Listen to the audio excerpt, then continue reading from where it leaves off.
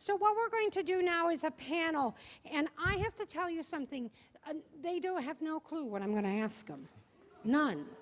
So when they do a fabulous job, and I'm confident they will, please let them know it.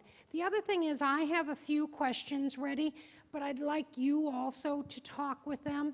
Do we have other mics, or I can go around? I've always wanted to be Oprah Winfrey or Phil Donahue. So, you know, just without the money, the looks, all that kind of stuff. So what we're going to do today is talk about the sales profession with three individuals whose biographies and resumes, and truly they do speak for themselves, but because I want you to hear it, I'm going to start by saying to each of them, please introduce yourself, give your title, and briefly tell us what you do. And Mark, we only have 40 minutes. Wow. So we'll let him kick off. Yes, yeah, you go. Oh, So who would like to begin? ladies first, or? Okay, ladies first. Thank All you. right. Hi, everybody. Good afternoon. My name is Linda Maura, and my recent position that I just took a week ago is going to be at the lovely Terranea Resort that a lot of you got to enjoy last year. I'll be selling Terranea Resort to the Northeast market from my home in Austin, Texas. So I'm very fortunate for that. Previous to that, I was at the Driscoll Hotel in Austin, Texas for 10.5 years, most recently being director of group sales there. Previous to that, 10 years at the Four Seasons in Austin. That's it for me. Good. Good afternoon. My name is Ron Lohman. I'm the Vice President of Sales, Regional Vice President of Sales for Crestline Hotels and Resorts. So I oversee a group of our properties from the East Coast to the West Coast. So I get to travel a little bit. And I've been in Orlando. I actually live here, so welcome to the city. And been in the business for about 25 years. So started when I was in college, right in downtown. Or grade school. Good afternoon. I'm Mark Thompson. I'm the Vice President of Marketing for the Irving, Texas Convention Bureau in Dallas-Fort Worth area. I've been in that capacity for about 9 years, overseeing marketing, communications, our research initiatives. Before that, I spent about 10 years with a resorts company called Forever Resorts, based out of Scottsdale, Arizona, and officed at a little ranch called South Fork Ranch, which you may remember from the Dallas television series, those of you remember the first round, and those of you who are younger remember now the second round. So it's been about 20 years in the industry myself, both on the events, attractions, hotel, event venue side, and about 10 years with CBB. Wonderful.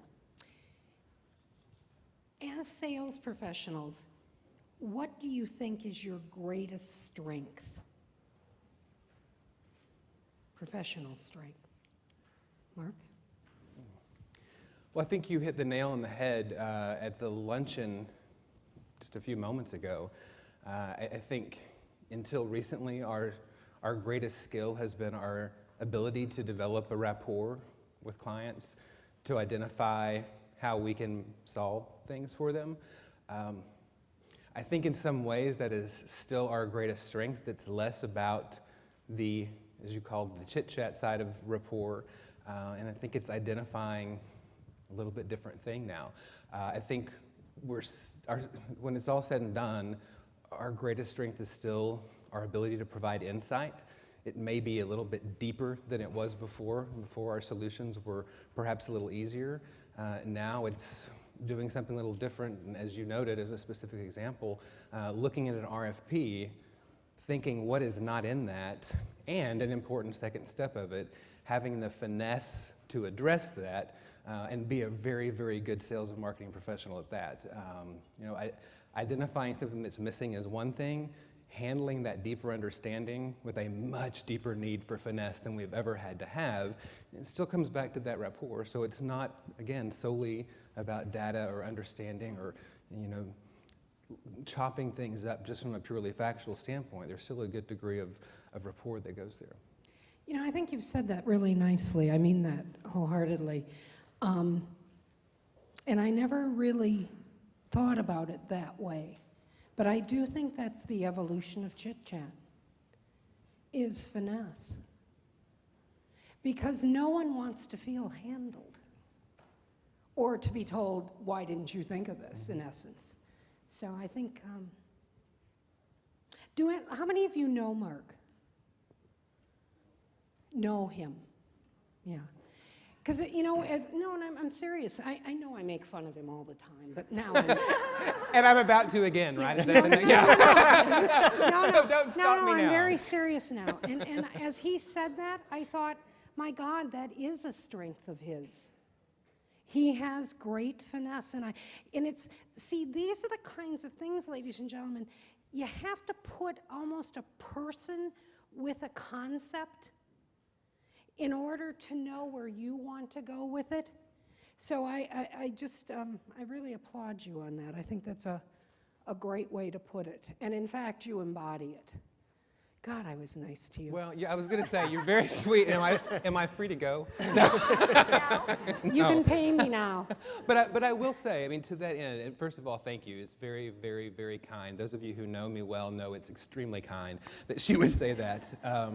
What I will say, I mean, as I think about what's the number one thing I wrestle with just in general as a human, but certainly after looking and hearing about what you were talking today, my first thought was, I do not have the patience for this. I mean, with what's coming and what's next.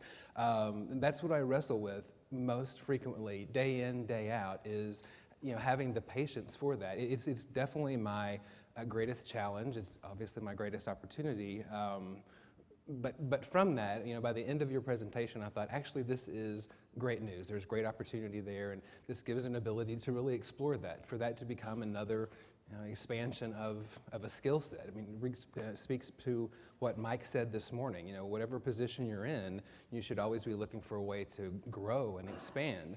The evolution of sales, whether your position, your office, where you work changes or not, and this is a perfect example of having that opportunity. Okay. Ron or Linda, your strength. Do you want me to go first?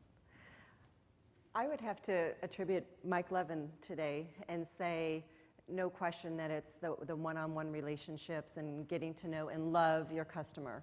Because once you do that, you've got the trust.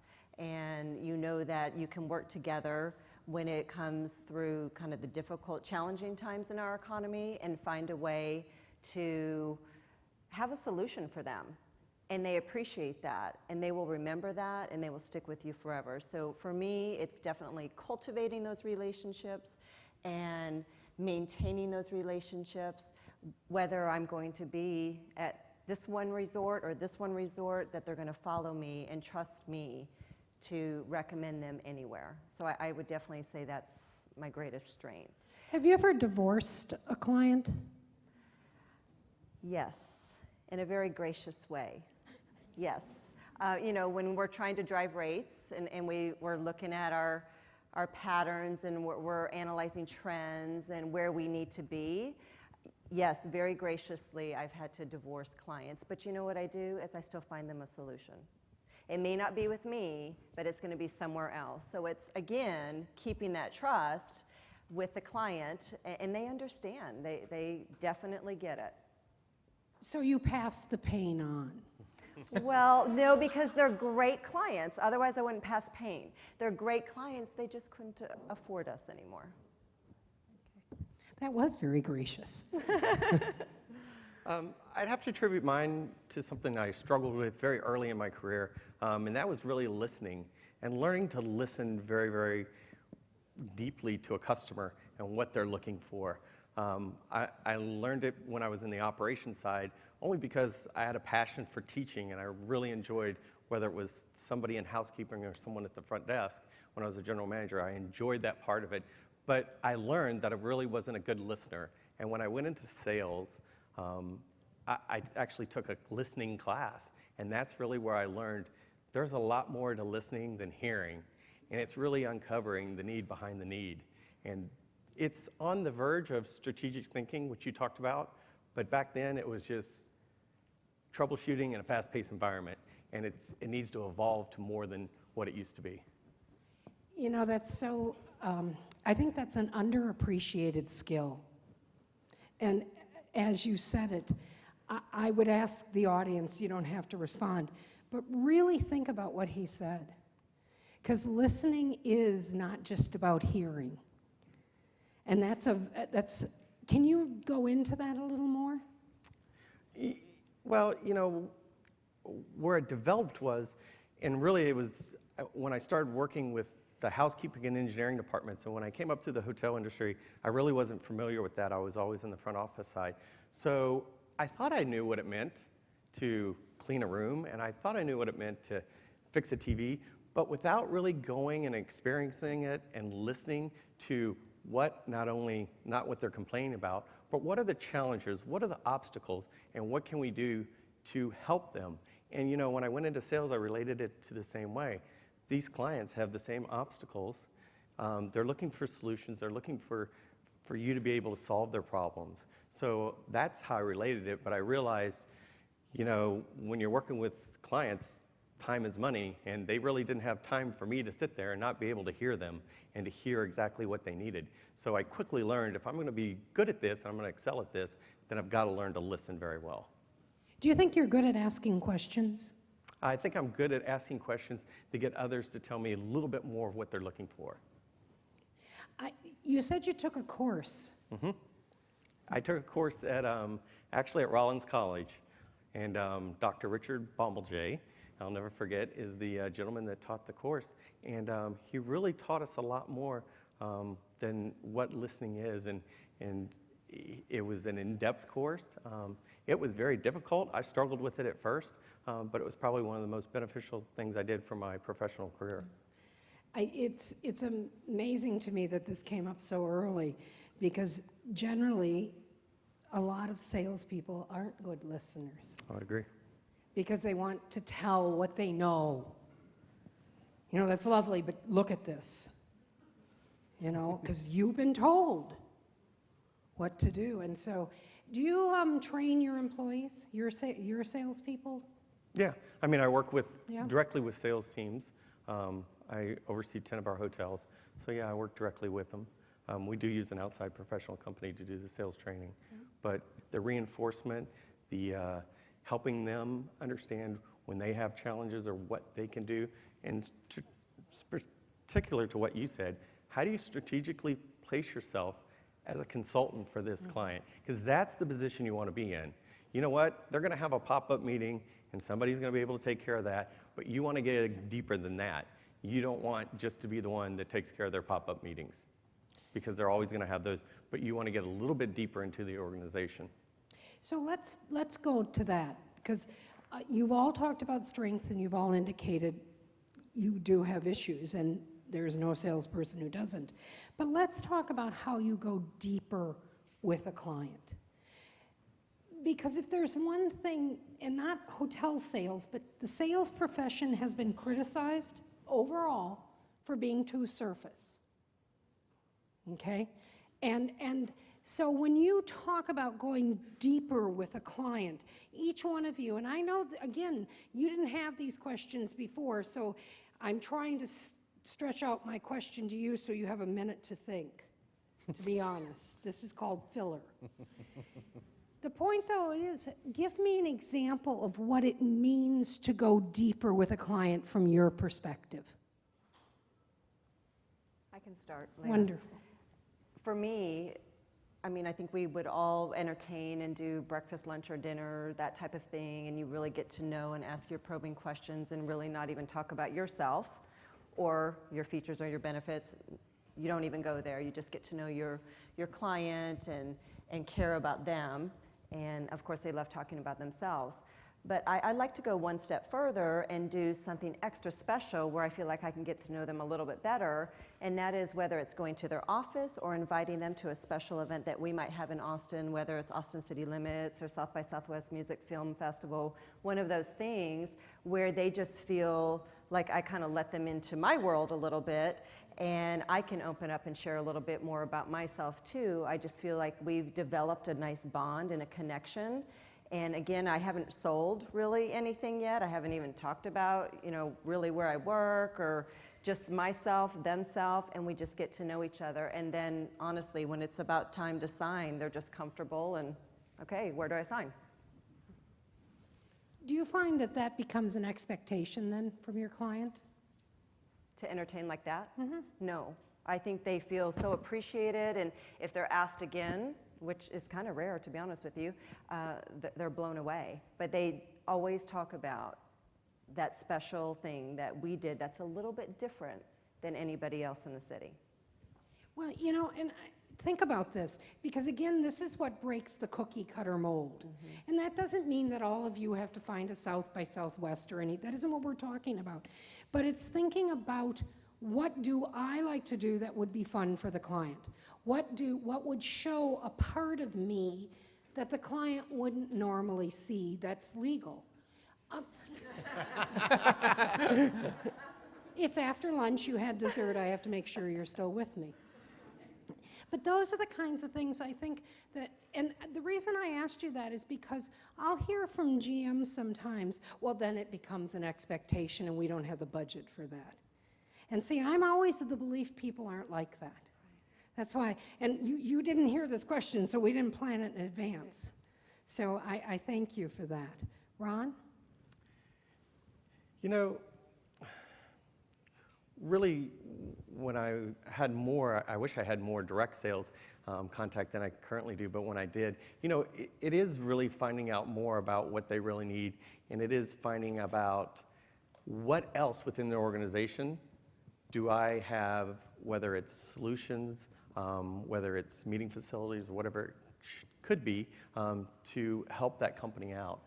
So it's really, you know, one of the things I always used to do, and it's kind of coined and phrased, but when I would end a conversation with any of my contacts when I was in direct sales, I would ask them, is there anybody else within that you know that's coming to Orlando that I can take care of? Now, I didn't tell them I was going to comp them. I didn't say anything else, but I tried to tie it personal. One, is there anybody in your organization that I can take care of? But also, is there anybody personally that you know? And I did that because I worked in Orlando. I knew a lot of people were coming, and it gave me a chance to go one step further with that client. So do one other thing other than I'm calling to see if you have a group or whatever it may be. It allowed me to set up my next step, which is something we all learn very early that you need to do. So it's doing that on a lot of different levels, is just setting up that next step. So set yourself up to be able to provide them with something else. Ron, and also to Mark and Linda, and any of the audience, I want to ask though seriously, you said that we all do it. Do you really seriously, do we ask enough? And what I'm pointing to was what you just said. I would say to my client, is there anyone else I could take care of? Because that's beyond closing the deal. You close the deal with your client. This is a step beyond. Do we really do that, or are you rare? I think if we don't do that, shame on us, because they already love us, and so they're going to say nothing but great things about us, and it's just a nice, warm But lead. Linda, it's a little tacky, isn't it? I mean, I'm No, the way he said it. Yeah. The way he said it, it's not like, is there anyone else that might have a meeting? Is there anyone else that I could help? That's different. It's very different. Why is it different? Because you are a resource to them. And I You're think helping them. It's the way you say it. You need to be sincere. Right. You need to come at it with good intentions. And my intentions were, whether it was that contact's mother-in-law, whether it was the president of the company, if that contact said to me, yeah, Ron, Bill's coming into town, I need you to take care of him, I sincerely would do everything I could to take care of him. And that's the type of relationships you want to start and continue to have with your clients. Well, and here's the other thing that pops to mind is, I think asking for that and then opening that communication is essential. I would also say, you talked at luncheon about the availability of information and the immediacy of information. We hear that and we think of our own immediate workplace or our own niche of the industry about that availability and our own relevance and what we as sales and marketing professionals offer, or maybe what we're challenged with now that there are so many other resources. Believe me, on the convention bureau side of it, it's something that is tremendously wrestled with. I mean, the world of being the gatekeeper and holder of information and the repository of insight has changed dramatically 3, 5, 7, 10 years. I think what we don't always think about, and what living between marketing and sales that comes up as an opportunity or frustration depending on the day, is that availability and that immediacy isn't just of our organization, it's of those clients and of those partners too. And there's a tremendous amount of opportunity that I see being missed. And we think about that in our own ability of, have you seen stuff on our website, have you seen information? The amount of information that's available in our clients is there too. And from my perspective, very largely untapped. What we can learn today is dramatically different than what we could learn a year ago, 3 years ago, 5 years ago. So what you've gone to now, Mark, is how you manage the amount of information or data that's available. Yes, I think that's true, but I also think it comes down to the very human side of sales too. I mean, I can't tell you how often we have a conversation when someone says, hey, I'm working with this client and we're going to go do this, or here's the activity we have planned to do with them. But the steps leading up to that in identifying, simple things, I mean, I'm almost reticent to bring them up, except I see it week in and week out, is not having any understanding of what that company or the niche of the industry they're in is going through, is facing, whether that's good news, bad news, you name it. I mean, if the company has recently gone through a layoff of 12,000 people, it's a very different approach than if that company has just seen its stock prices jump by 35%, as you've seen with BlackBerry in the past 90 days. Had to get that in. With Irving-based BlackBerry, I'm sorry. Hope springs eternal. You brought up something, and I'd like to engage you now as well. If there are questions, just let me know, or comments. But here's something I'd like to ask you, and it's to you as well, that Mark just brought up. So there's this issue of sequestration, a word, frankly, about 45 days ago, I didn't even know existed in the dictionary. And we were all worried about it, weren't we? And now it's happened. And so it seems like nothing really is happening. Is anybody here's life seriously been affected? And I'm not being funny. Not yet. What do you think? How do you think it could be?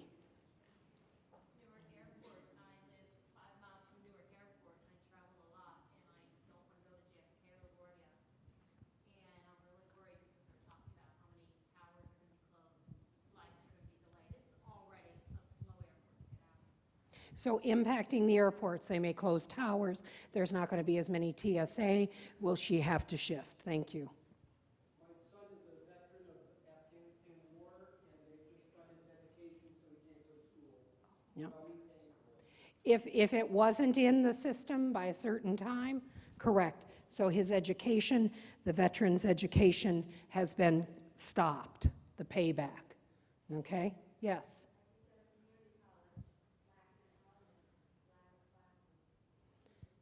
And you're seeing that's because of sequestration?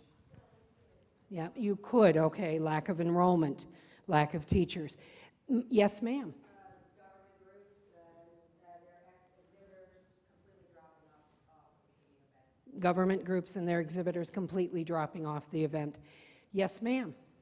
It affects our healthcare business because hospitals are waiting to see what is going to happen. Nothing's happened yet, but they're afraid to. I think there are numbers of business industries that are waiting. They're not sure. Yep. So my point is, see, here is something. It isn't really understanding the government. It's understanding how this will impact your clients and getting ahead of the curve, offering ideas before it happens. And this is what I'm talking about, and I think this is what you are referring to. And so my question, though, is, it's wonderful that I bring it up and say, so you need to think about this. What I'm suggesting is that sales professionals have to find more time to think. Agree. How are you going to do that? Because I can't imagine, the three of you, I mean, two of you I've known for a while, one I've just met, but I can't imagine that you're like lollygagging around thinking, thank God she thought of something that I can take my time up with. How are you going to do this? What I'm suggesting. Well, it's ironic. It's a really good point, and it's one of those things where the urgent can displace the important. And as much as we gnash our teeth over technology taking more and more time, it is an opportunity where technology really can solve that. I mean, as simple as it is, I mean, it's about setting priorities, blocking time for it, and training the folks on your team, both up and down, that's an important part of it. I mean, it's like anything else. You have to literally carve out time to do that. I'm going to stay with you a second, Mark, and I'm going to let you think about this. I'm going to go on and listen to the others, but I want to come back. Okay. And while we're not with you, I want you to tell me 30 minutes you could find every other day without even blinking. Ron, not that question, but the other one. Oh, the other one. How are you going to? You know, I really think it's got to be a change in our culture, in our sales culture, in order to be able to do that. And that's not going to be easy. As you pointed out in your presentation, we've been selling the way we've been selling for a long, long time. So I think it is going to be a change in our culture, in our boardrooms, and how we look at it, and how we do that. But definitely, habits are going to have to change. We're already seeing that. You know, I kind of look at it as the new basic. Before, when I got into sales, you know, you had to go to a sales call. You need to know who you're talking to. You should know the next step. You not know the point of why you're going in there. Now, I think you need to have an executive summary in your head of what that business does. You should, as a salesperson, have an executive summary on your account when you're walking in the door, the first time, second time, whatever time it may be, because the information's there and the customer's expectations are there. So you need to have that, how you used to have, or I used to have like that 2-minute thought process in my head, what I was going to do.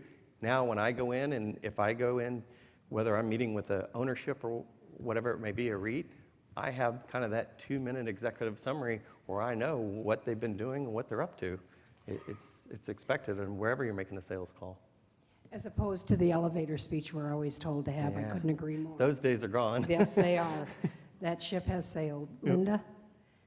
I believe it's all about removing obstacles, and I think that starts with from the top of whatever organization that you're a part of, whether it's a managing director or a general manager, helping you remove those obstacles to carve out the time and scheduling the time for those strategic plans and analyzing the trends and looking ahead and scheduling time to talk about that as a team. And when you do that, how can you forget it?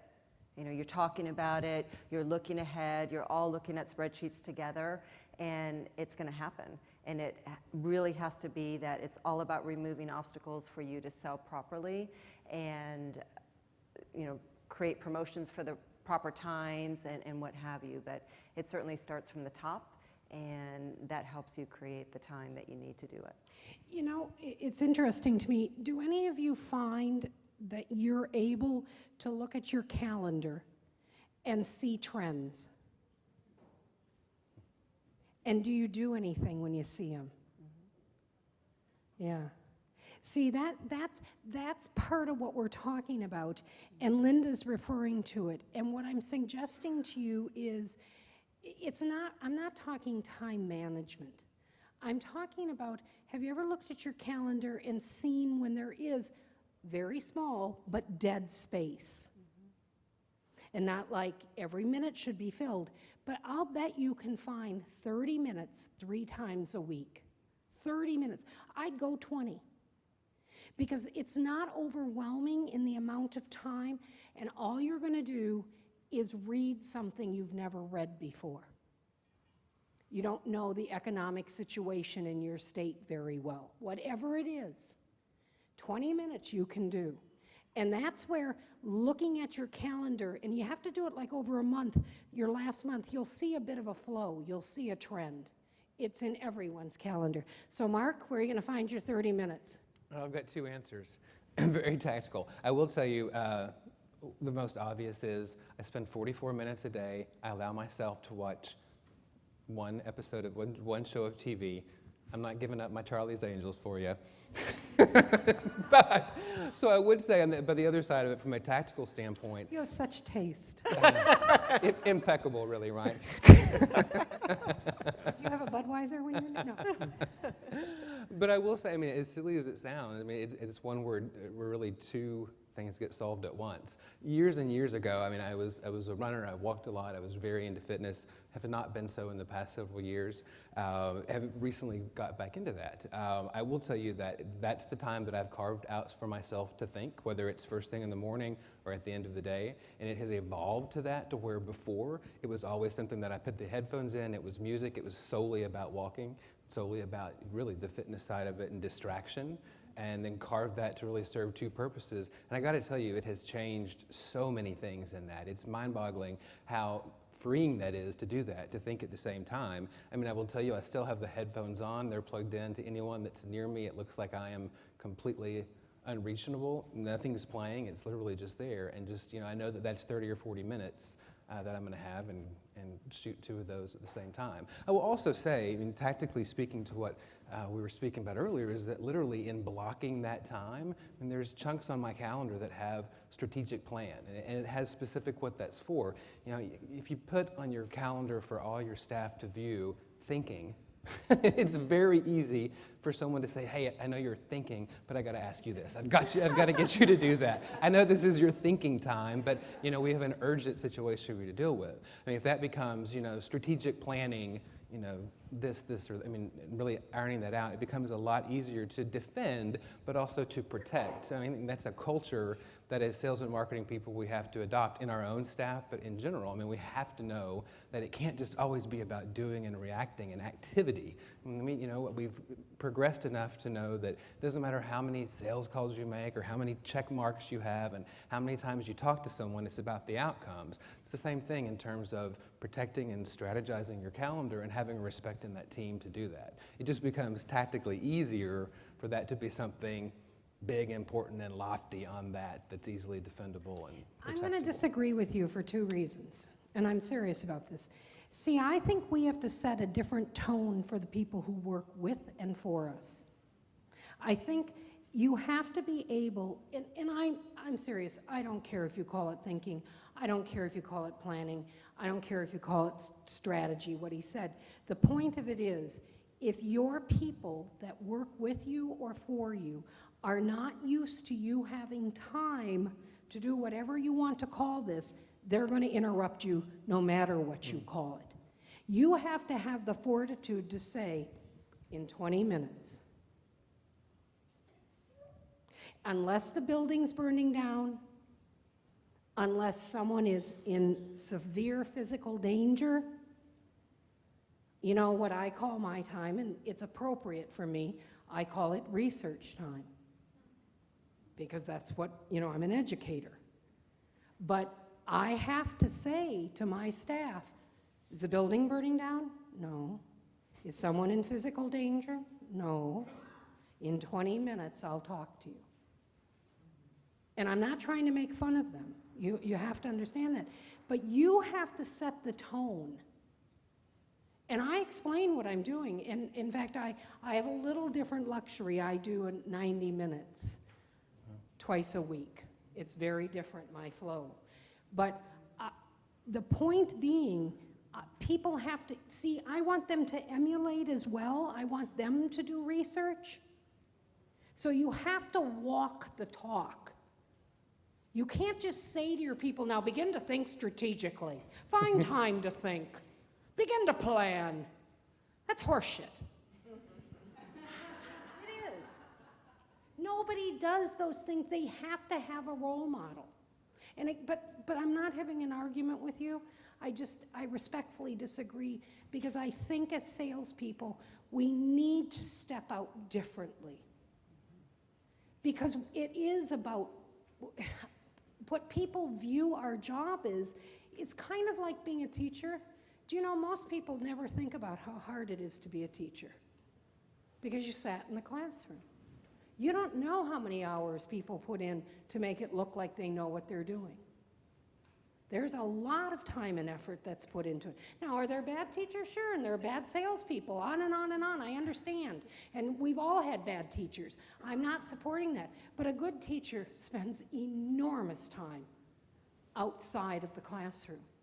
But we don't do, those of us who are educators, we don't do a good enough job of explaining that to you.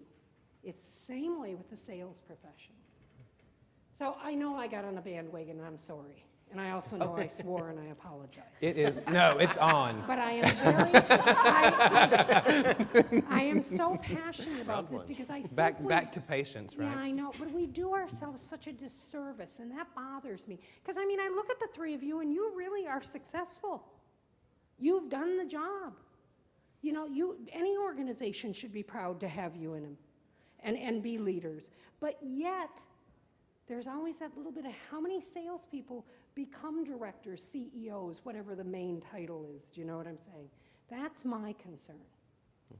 So Layla, earlier when I said removing obstacles, one of those things is we're such a busy hotel where I work or where I worked. And so the only way that my team could be proactive instead of reactive is to run away and have an assigned area where they could have 90 minutes twice a week, I'm not kidding you, to business develop and go find the right new business to fit those need periods. And I did that as well. So I would set the example, and then that time was allotted if the team felt that they needed it and they had too many interruptions going on in their normal work area.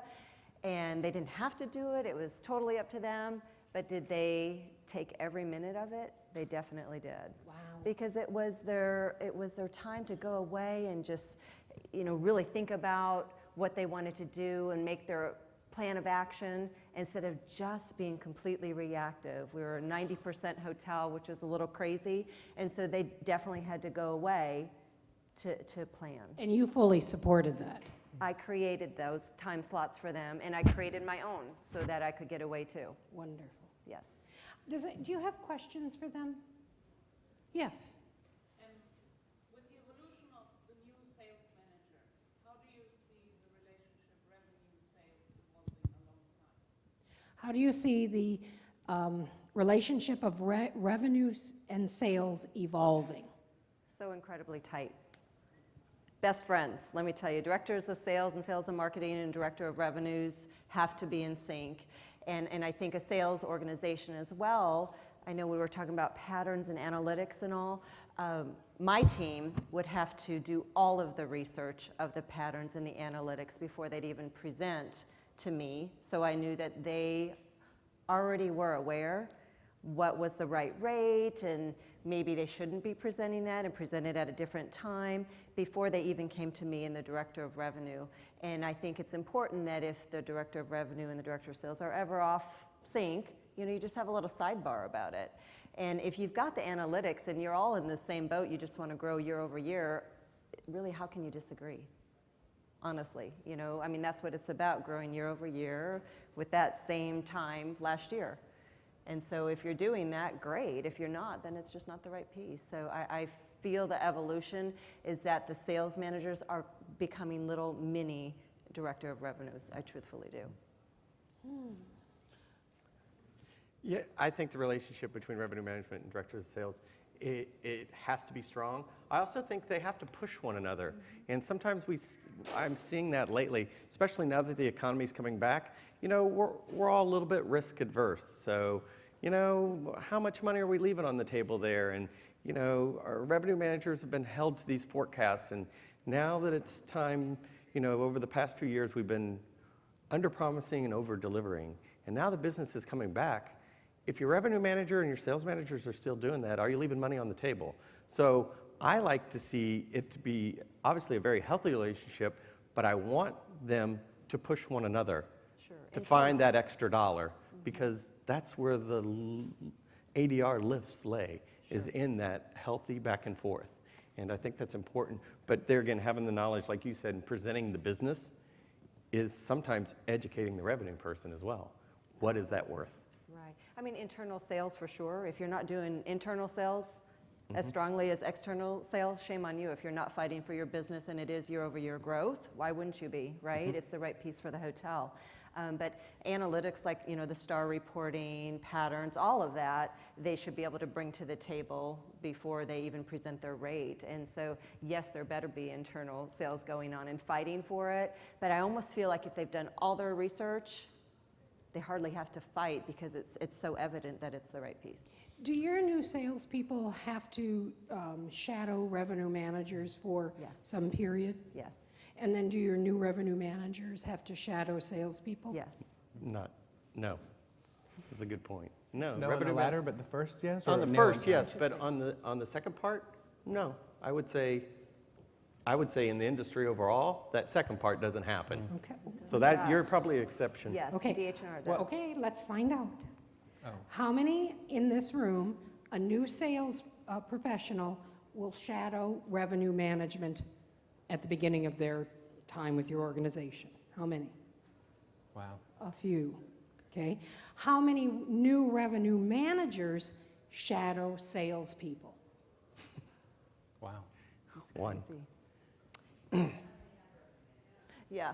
Okay, that's a 'Cause there fair weren't a lot of question. hands. That's fair. Yeah, that's a good point. Okay, very fair. So I understand what you're saying, but as we continue to get specialized, which we will, the fact remains.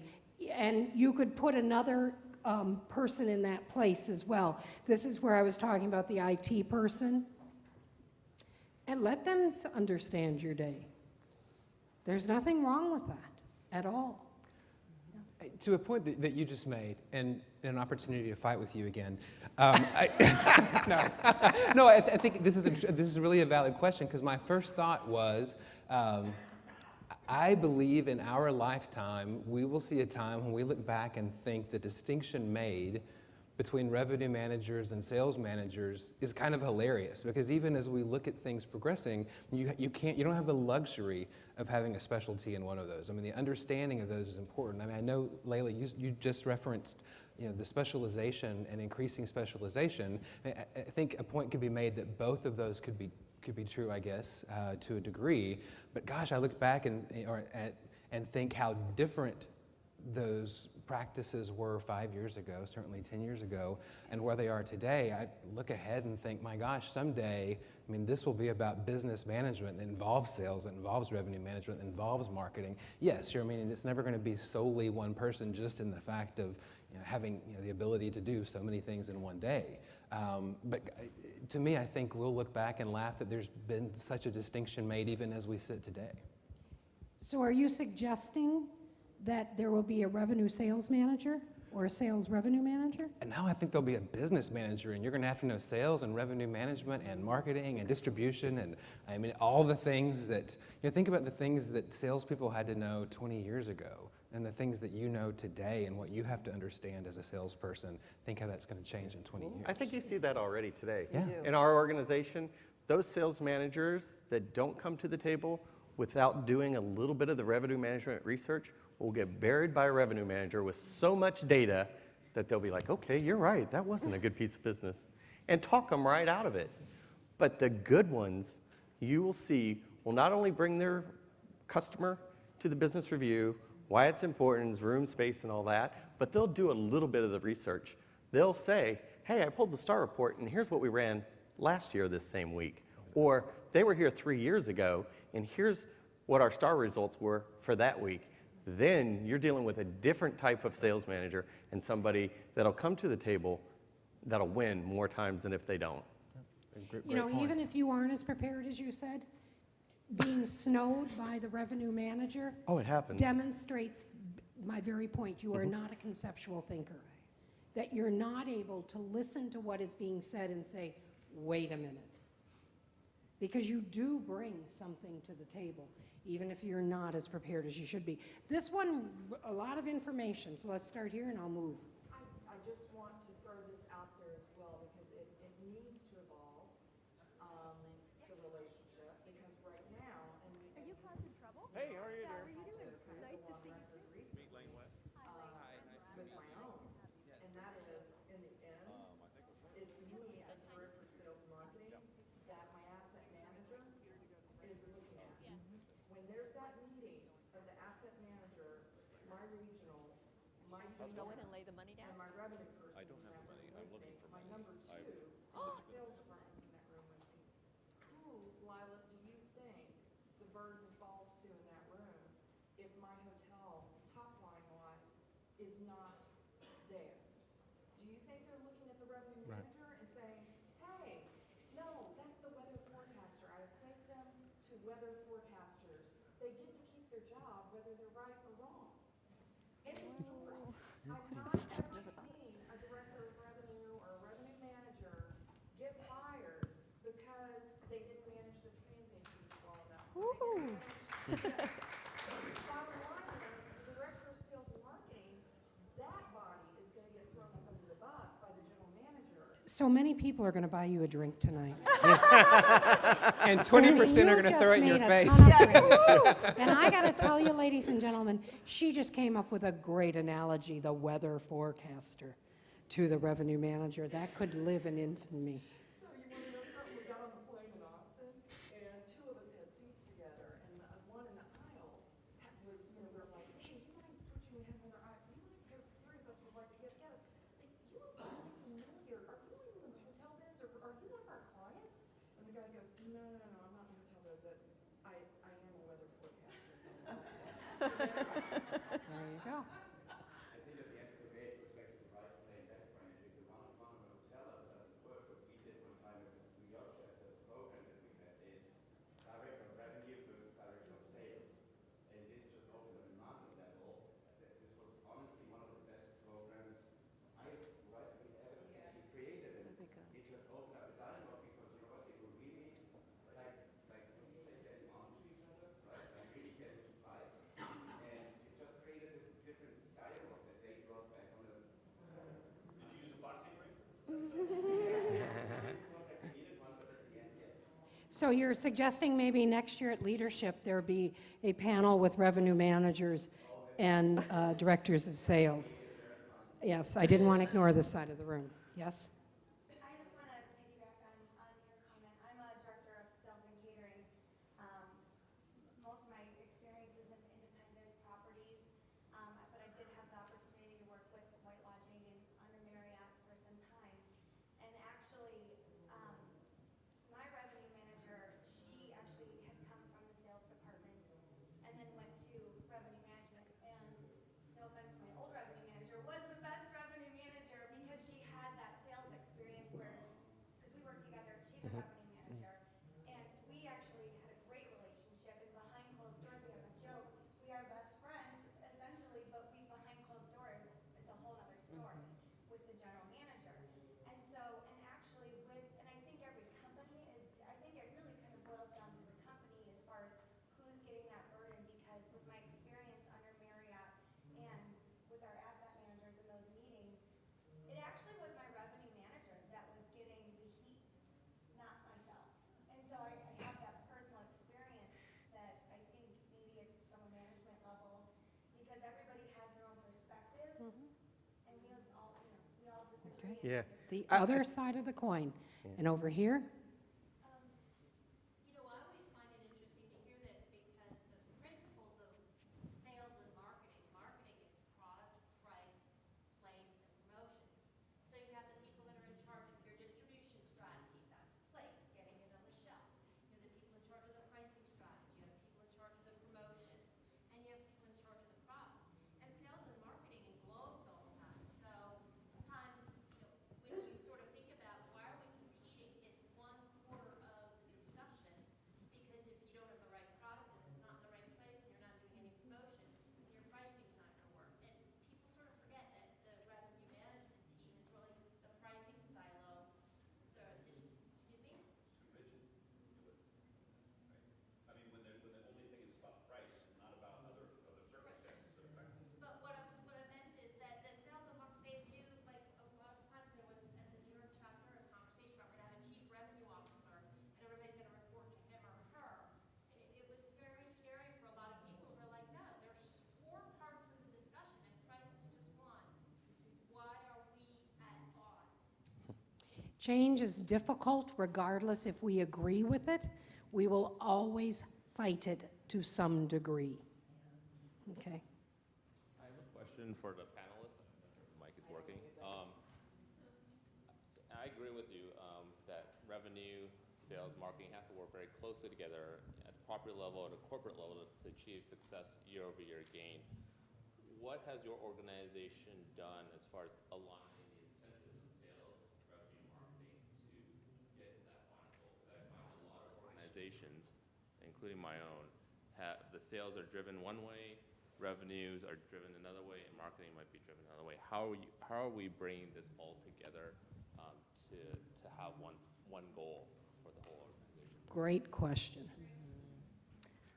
I mean, without giving out proprietary information, I will tell you across all of our disciplines, there is a RevPAR aspect of everyone's incentive that's tied equally as far as percentage that you can achieve, and it's all common. That's a common thread throughout all the disciplines within our hotels. That helps answer your question. That's one way where I see it going. The other focus is, I think the revenue managers really play an active role in our daily business reviews, even if they're regional, which in our case, mostly they are. So getting them involved in that strategically, I think is another area where we kind of bridge that together. Very similar on the RevPAR side, and then just incentivized, not just directors of sales, but sales managers as well are incentivized on how the total hotel does. And there might not be a whole lot of hotel companies that do that.